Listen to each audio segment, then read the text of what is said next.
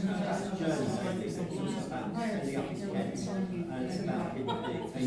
I'm used to have research field language, I'm funded by the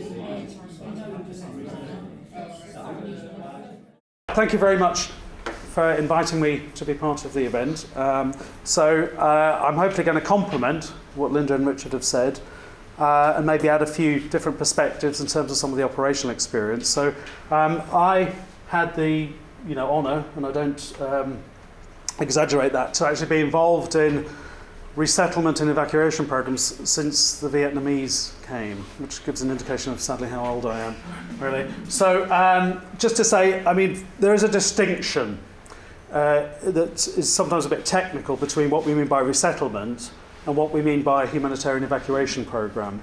And I think the current Syrian crisis is probably a good example of how it's a little bit of a hybrid, because technically the resettlement programs that existed were about long-term, intractable refugee situations where you needed to find a durable solution to get people out of a situation where there was never any likelihood that they would ever go back to their original country.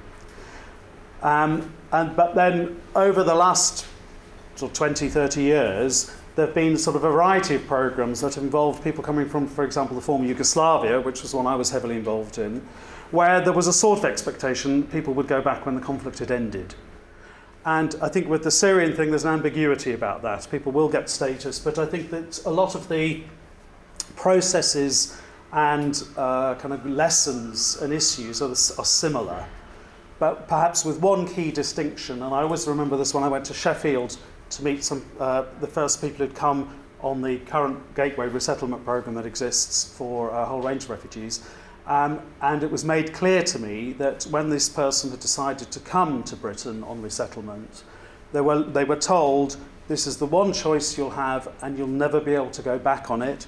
And they left the camps they were in, these were Burmese refugees, with the expectation that they would never see a lot of those other people in those camps ever again in their lives, because they may end up going to Australia, they may end up never leaving, but they would come. And there's a fantastic documentary made called Moving to Mars. If you Google it, it was made at the time, so it's now 10 years old, I think, this documentary, but it's a fantastic documentary that really conveys what a momentous decision that was for the individuals concerned. And I think that's the key thing to kind of stress, really. And then something around the other aspect of resettlement programs that governments like when they do engage with them is they see them as being some sort of managed process. You can manage it, you can plan for it, and they can vet who's going to come. And again, one of the issues I think with something like the Syrian program at the moment, some delays. Every case will be vetted by someone in the Home Office who'll decide from security reasons and others, can they come? And that can, so there's something about, there isn't necessarily that emergency, but they can plan it, whereas they hate people turning up at Calais, as an example. And as Richard said, I think there's a lot of stuff at the moment which is around actually some of the most urgent needs are people in the jungle at Calais or people on the Turkish border, but the government doesn't like that. They kind of like the idea we can do it in this sort of managed way. So there's something about managing the process. But I would say, fundamentally, resettlement programs are about saving people's lives. And it always goes back to that it's about you're actually giving people a space to get out of somewhere to somewhere safe where they can get on and rebuild their lives, and that's what it's fundamentally about. So, just some of the recent examples. I normally have the Vietnamese have said again. What was characteristic about that program is the war from the point of view of the refugees, the war had been lost, and they were never going to go back to Vietnam. And that was. And they were coming here for good. Former Yugoslavia, slightly different, quite distressing for a lot of the people who came because they would see every night on the television in 1993, 94, 95, when that happened, that program, they'd see the conflict happening. They'd see people they knew, being injured and shot, and it was quite distressing. It was a very live conflict. And about 5,000 people in the end came on that program, about a third of whom went back at some point and rebuilt, but that's, there's something about it was a very live program. Montserrat, I put that in because that's quite interesting, and people don't talk about Montserrat resettlement. And I don't know if anybody can hazard a guess as why people from Montserrat came here. Does anybody remember? This was about sort of 10, 15 years ago. Volcano, exactly. So some people sort of said they were the first example of a environmental refugee because they had a volcano. But one very strong lesson that came from the Montserrat program was they got something very badly wrong with what happened to the young people, and we may feed that into what we just discuss in the next segment this afternoon, because on reflection, when people evaluated some of that, there was something that went, they felt they didn't get right with the young people who came on it, the children accompanied and unaccompanied. Then we had Iraq. I mean, that's been a more recent one, and Iraqis who worked for the British forces as interpreters and they were given a chance to resettle in the UK, and I think that to date, I think it was less than a few thousand people had come on that. Quite discreet. Again, I mean, they got various things wrong with that, one of which was raising the expectations of the people who were going to come, and not actually kind of coordinating anything about what happened when they did come. And then, of course, you got Syria. There's also the Gateway Resettlement Programme, which is now in its 11th year, which takes 750 people a year in different locations in the UK, mainly in the north. And I'm from the north, so I can sort of say that in a not pejorative way. And that's mainly because it's housing driven, to be honest with you. And so it's mainly around the northwest of Manchester, it's mainly around Yorkshire, and over the years. But again, one characteristic about that, which provides a bit of a crossover, is that the government deliberately chose the first group of refugees who came on the Gateway programme to be a client group or a nationality that were not similar to the nationalities of people claiming asylum in the UK. So that's why we got Burmese Rohingya coming. And one of the challenges around that was there wasn't a significant Burmese Rohingya community in the UK. And I think as Linda has said, one of the key elements of helping people resettle and get on with their lives and integrate whatever wording you want to use was having a fairly strong community. So it was a wee bit challenging when you were bringing people who had no community at all. And again, in Sheffield, it's a fairly good example of that. And there's that tension, because they politically understood that if you're kind of, on the one hand, accepting refugees from a conflict and saying, yes, come and live here and you can stay here forever and here's your 5-year leave to remain and your status to stay, and on the other hand, they're refusing asylum seekers from that same country, that is problematic. But anyway, and just lastly to say, there's also very discrete programs. There are family reunion cases happening. If you get refugee status in the UK, you have certain rights to bring family here, and that happens all the time, and it's numbers in the hundreds, but it's another aspect of how people resettle. So I won't dwell on that. So a bit about what have we learned from some of these resettlement stroke evacuation programs. In policy terms, then I'm going to go on just to some of the practical things, really. It's completely, how do I describe it? Sort of political vagaries, the zeitgeist. I mean, there's a tipping point, which is what's happened with Syria to some extent. But it's not like we haven't known about the need for people to escape from Syria and the persecution and the horrors that are happening there. And we've known about that for the better part of 4 years. Some tipping point came. It happened with Kosovo as well. Initially, the government was saying, we're not going to take anybody from Kosovo. They can all stay in the region. They could all cross over the border into Macedonia. Tony Blair went to visit a camp, and all of a sudden, overnight, Bosnia was the same. John Major, somebody convinced him we should accept people. And then a lot of the agencies got a call. 2 weeks' time, there's going to be a flight coming. So it's to do with the political vagaries, which can seem cruel because it's obviously not necessarily to do with the need often, which is kind of completely frustrating. It can happen quickly or not, and again, as I said, something's now happening. I gather there's a lot of pressure to get people here before Christmas, probably to the detriment of how it's done. I mean, if you want to get 1,000 people here for Christmas, and how are you going to do it? And there are ways you could do that in a better way than probably what is being planned. But notwithstanding, it is very good to get people here at some point. And I think, but it will certainly have a long-term consequence. And I think actually one aspect of that, I'll come on to that. Richard mentioned that the Home Office only just got round to asking some people who were involved in these previous programmes, well, what worked and what didn't. There was a huge, it's not the right way to put it, there's just a loss of institutional memory within officials, within government, within within like somebody laughing there in the audience there, within the local government, because people have lost the ability how to do this. They don't know how to do it. I mean, the last time we sort of did it in a major way, say in Brighton, for example, was with the Ethiopian group, and that was probably about 9 years ago, I think now, wasn't it? I mean, it was quite a long time ago. And you can understand why people lose that memory, but you would sometimes wish that, certainly in central government, they would actually perhaps acknowledge they've lost that and come and ask some of the people who do know. But it makes it problematic. And also in the local authority context, a lot of the functions that local authorities do have also sort of been outsourced, and they've got into a kind of whole thing of, if they're providing housing support to clients, they do it in a different way to what they would have done 20 years ago.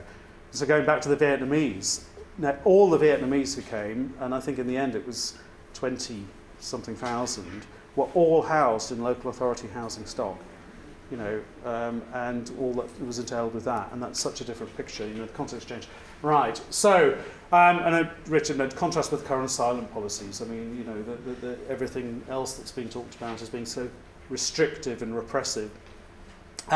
So, what have we learned then operationally? Well, there are hundreds of things, of course, but I mean, just a few to sort of highlight, I think, in the relevance of this. I mean, it does, any resettlement programme just would benefits enormously from coordination, locally and nationally, coordination of how people, from how people arrive, where they arrive to, where they're going to go, how they're going to access the support that they might need when they've got there. And that coordination can happen nationally and locally, and there's a bit of a lack of that at the moment, I would say. But that's key, because it's not, least of all, it's ineffective. But most importantly, you're trying to kind of work in the best way possible for the benefits of the people who are coming. And if you don't kind of talk and get people sorted out around that, it's to their detriment and militates against successful resettlement ultimately. There were quite often issues about what I call informing people about what is actually going to happen. You could call that managing expectations, both of the refugees who come on resettlement schemes and of the host communities in which they're going to be placed. There is a lot of expediency happens often in the field where people are lied to.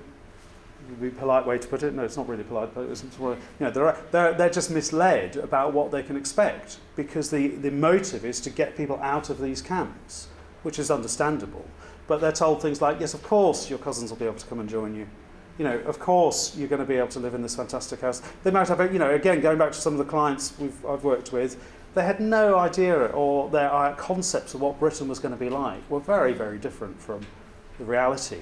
And sometimes very disappointingly different, and being misled. So there's something about managing expectations and being clear and having consistent messages. One of the big lessons, which again I fear is a risk of not being heard, is that you should try, developed a concept of cluster areas, that you would resettle people in geographical areas where there was a critical mass of people, a critical mass to engage local services in a sort of coordinated way more easily, local awareness, and to build up communities rather than dot people around, because people get isolated. And there was, with the Vietnamese, was the classic example. People would get very good housing. There might be one Vietnamese family on an estate on the outskirts of a northern town with no other Vietnamese around, and they eventually, people, as we would all do, they voted with their feet, and they migrated or remigrated back to centres where there were communities like Manchester, Birmingham and London. But in doing so, lost all of their housing rights, ended up living in appalling accommodation and overcrowded accommodation, and so there's something about don't spread the group of people coming too thinly, and again I fear that that's a risk at the moment. And linked to that is most resettlement programmes say, Richard alluded to this, you shouldn't try and move people too many times. If they're going to come to a country, they may have to spend some time in a temporary kind of accommodation or reception centre or somewhere while some things get sorted out. But once you've found accommodation for them, that should pretty much be where they should stay. And again, the risk in somewhere like Brighton is that the housing costs are so high that people may, in a few years' time, have to move again, because the subsidy that's going to be received from the government is not going to sustain that, really. So don't move people too many times. Critical mass, I mentioned that. So a couple of other things about key projects. It is about the long term. I mean, there's a lot of adrenaline and attention about, there might be a flight before Christmas and people come and everybody gets excited about that. But what happens to the person 1 year, 2 years, 6 months down the line, 1 year, 2 years, 3 years, 4 years down the line? And a lot of the support at the moment is being front-loaded into this first period when people come. But actually, a lot of the complex needs people might have don't manifest or emerge until much later, when the excitement and the media and the press have all gone away, and very crucially, the agencies and other people who can work with those people have all sort of gone back to normal because there's no resource to fund them to do it. And Brighton's quite a good example of that, in the sense that there are still some of the Ethiopian people who came, who I would say, from my observations, struggle to have struggled to integrate, it would be say, and perhaps needs some access to sport. But there's no one particularly funded out there or mandated to give that. So there's something think about the long term from the beginning. And as with all work with this sort of context, but not least so with this, I mean, we can tend to sort of pathologise refugees in the sense that, of course people have vulnerabilities and they have certain needs, but also refugees are kind of enormous survivors and very robust and just want to get on with their lives, they're very skilled, very energetic often. So there's something about, empowering, involving them in what in the resettlement programme, about what it looks like and how it gets delivered. And mentioned already something about strengthening the communities in which the refugees are going to kind of resettle, whether it's nationality communities or just more broader communities in which they're going to be based, because the role of the community and that long-term support people are going to get and feel emboldened by and have feel confident by and find a voice through is often through the refugee communities themselves. And the ultimate goal being, going back to your sort of happiness well-being measure, do people feel able, are they able to participate in the society around them? And that's just such a key factor in have people been resettled and have they integrated? Are they able to do that and find the ways? In Richard's example of the school, you wouldn't set up a separate school for refugee children coming on a resettlement scheme. You'd want to kind of get them into mainstream, but with acknowledgement they might have particular needs. And employment obviously is also key and is in English language. And again, Linda highlighted those in her study. If you don't kind of plan for them at the beginning, that can hinder. So some of the key challenges, it's housing led at the moment. Resettlement's housing led, which is not that great because it means I think people will get housed in appropriate places. There are no, from what I understand about the Syrian thing, there are no consistent standards. I mean, local authorities and others are being asked to sort of participate in this resettlement scheme and take people. But as far as I'm aware, I've not seen anything which says these are the sort of minimum standards with which we would like you to, deliver a service. I mean, there's probably something in a contract there, but it's not like what we would think of as all the good practice minimum standards. So people are going to get very varied experiences, I think, the refugees who come on the Syrian scheme potentially. There's also an element which, this is going back to my robustness. You can plan forever.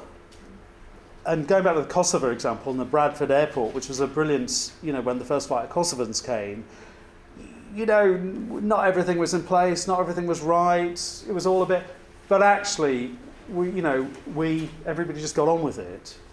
And at some level, people are robust enough and sensible enough and pragmatic enough to get on with it. And you can't cross every box and get everything perfectly right, and there's going to be a lot of kind of contingency stuff you have to sort. But and I think our current sort of frustration at the moment is that there's probably been, on the one hand, too much kind of lead in and planning and thinking and agonising and arguing about money, and not enough of actual people coming, really. And especially if you go back to my main premise, which is ultimately it's about saving people's lives. So, or and if someone's ill or very vulnerable, people have suffered another 3 months because the government, people can get their act together. I'm an independent person, so I can actually say what I want. Because if you're representing an organisation, often you're a little bit hampered by what you can say. But no, it's very frustrating. I think you can just plan too much. And said the other challenge I mentioned earlier is people will get isolated potentially once all the year four is over and they're spread and dotted around and what have you. So, in conclusion, resettlement sadly is necessary as a tool to provide protection and safety and enable people to rebuild their lives in a kind of pretty turbulent and awful kind of world. And it's beholden upon us really to get that kind of right. People ultimately will get on and rebuild their lives, but they can do so more easily if they have appropriate and timely support, and that treats people with dignity and respect and has a recognition and involves them in that. And it's ultimately about the people, and it saves lives. So I think that was it. So thank you.